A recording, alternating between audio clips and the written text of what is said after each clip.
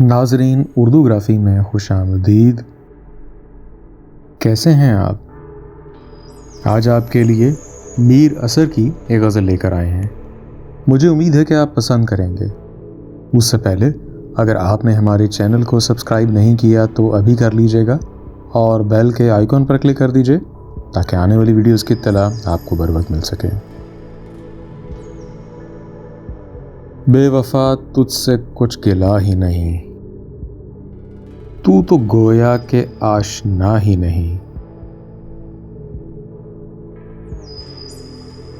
या खुदा पास या बुता के पास, दिल कभू अपने यहाँ रहा ही नहीं।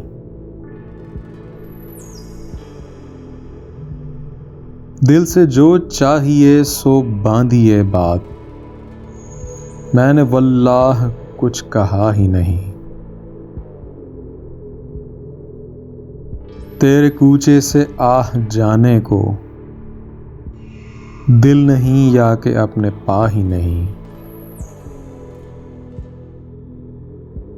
यहाँ तगाफुल में अपना काम हुआ,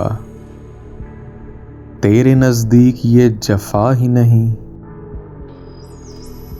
नाम बुलबुल ने गो हजार किए, एक भी गुल ने पर सुना ही नहीं।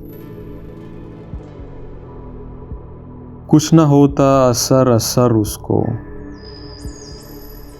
भले को नाला तू कया ही नहीं। बेवफा, तुझसे कुछ गिला ही नहीं, तू तो गोया के आशना ही नहीं। जी, तो कैसी लगी आपको ये गज़ल? मुझे उम्मीद है कि पसंद आई होगी।